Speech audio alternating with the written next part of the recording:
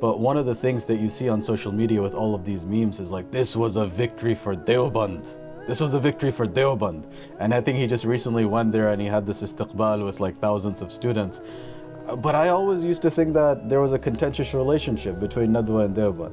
Is that like, what is the case? You know, what really?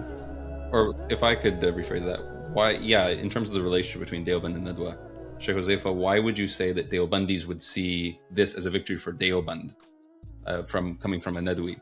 Yeah, it's quite difficult to approach this, and I don't know where to start with this because there's so many. You know, it's quite loaded. The question is because the way I've seen Nadwa and the way Nadwa is Nadwa is sometimes seen as Ahl Hadith, Salafi.